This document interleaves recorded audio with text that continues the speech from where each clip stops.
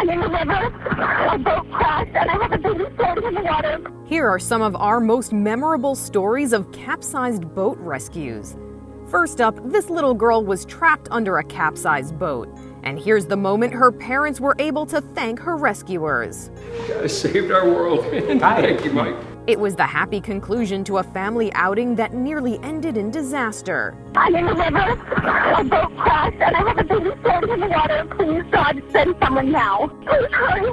Tammy and Brian Bossard were on a boat near Orlando with their daughters Kennedy and Charlotte.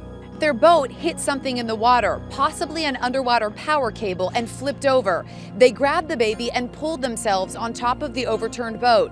But little Kennedy was nowhere to be seen. Frantic, the mom called 911. Yes, the cell phone was still working. I'm on top of the boat and we're trying to find our other one. I think she's on the boat. We're totally flipped upside down. You said the boat's completely capsized? It's upside down? Yes, we are totally flipped upside down and I think my toddler is under the boat. Rescuers arrived and jumped in the water. They were barely able to see anything in the darkness. You're in the boat with the 9-month-old, is that correct? You're not just watching this? I'm upside down on top of the boat, and my toddler is underneath the water. I need someone underwater now. I just kept praying. Like, we were praying on the boat, holding hands, and just praying to God out loud. Rescuers searched for nearly an hour. There's no air under there. There's no air. They started to lose hope, but then a miracle. Alan Worthy of Cocoa Beach Police described what happened. I put my ear up on the boat and I was listening at different sides and I could hear her right here and I thought I heard her tapping against something. Little Kennedy was pulled to safety, but how had she survived? She stayed in the boat when it capsized. She went up and stayed up under the air pocket, and her life jacket saved her life by keeping her afloat in that air pocket. The rescuers visited with Kennedy to see how she was doing after the ordeal. Oh, thank you. To call her parents grateful would be an understatement. It's just amazing. It's a miracle. It's a miracle. Absolutely. We're just blessed. Next, watch this heart-stopping drone footage of a boat that goes down in mere seconds. It happened in Jupiter, Florida in 2017. The unfortunate sailor can be seen in red, struggling to stay afloat amidst the wreckage. Then out of nowhere comes a savior on a surfboard. That hero, an 8th grader named Sam Ruskin. Sam and his dad told Inside Edition how it all went down. I saw that he needed some help and I was there, and I wasn't just gonna let him potentially get hurt or drown. Sam gave the man his surfboard and then led him away from the wreckage and the rocks. Finally, he got to shallow water and was able to walk ashore. We got to where it was shallow enough to stand and he said thanks, and then I just went back out surfing. Sam was as modest as he was brave. I said, well, why didn't you tell me really what happened? And he said, I was worried about getting in trouble if I told you. Then when I saw the video and I realized, what he had done, I was just amazed. 3 teens fishing off the Florida Keys got a first-hand feel for a capsized boat accident. And they were pretty cool about it. Here's their distress call. We're in the middle of the ocean. We flipped the boat. Everybody a good swimmer or no? Yes, we're all strong swimmers. We were making jokes, just trying to keep the mood light. Brothers Zach and Jacob and their buddy Brent spoke to Inside Edition shortly after the incident. They were 2 miles off the Florida Keys when their rented boat started taking on water. It took about 30 seconds for the boat to capsize. They were able to get on top of the boat where they called 911.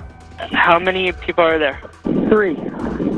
3? Do you guys have life jackets? Our life jackets are underneath the boat. We didn't have time to get them. About how far offshore are you? A couple miles. There are boats nearby us, but they can't hear us. Help was soon on the way. Are you on top of the boat? Yep. Is it sinking or anything? Are you staying on top of water? We're staying on top, but I'm not sure how long this will last for. And you can't get anybody's attention around you? No, we've been trying. We were just all thinking positive, like no one was really panicking or anything. No one was too freaked out. Rescuers arrived an hour later to pull the teens to safety. How important was it that these guys didn't freak out and they just remained calm? It was extremely important, and they did a fantastic job. The lucky trio bade farewell to their sinking craft. They were all smiles. They kept their cool, and that was a big saver for them.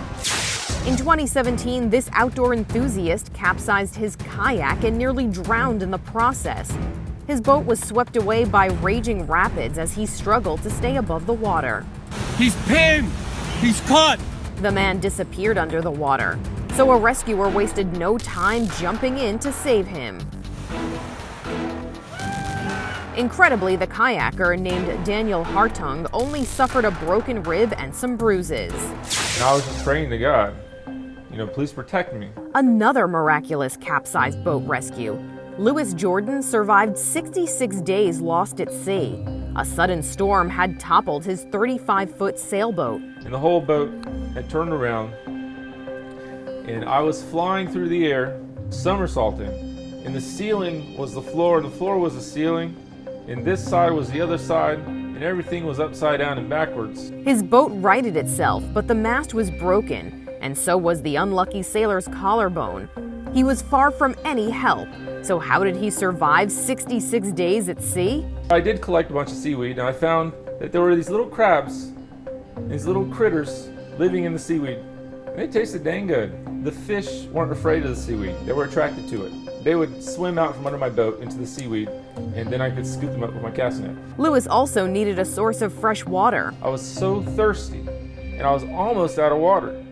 And every day I was like, please God, send me some rain, send me some water. Louis's boat capsized 2 more times before he was spotted and rescued by a container ship 200 miles east of Cape Hatteras.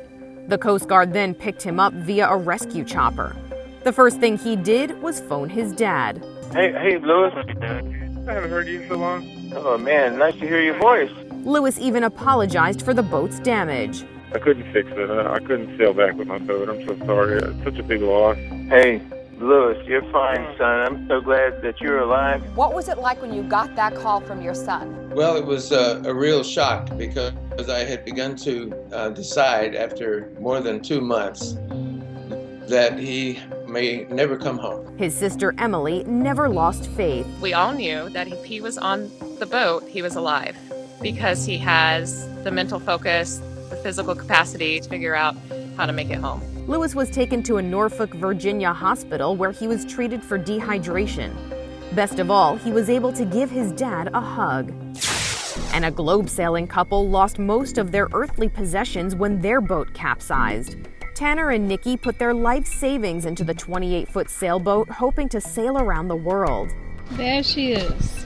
And they did just that for 6 months. Then, after leaving Tampa, the bottom of the boat hit an unknown object. The boat quickly filled with water. They grabbed their pet pug and whatever else they could carry. And it was insane. They were rescued and brought back to land with their dreams intact, if not their boat. This is Inside Edition Digital.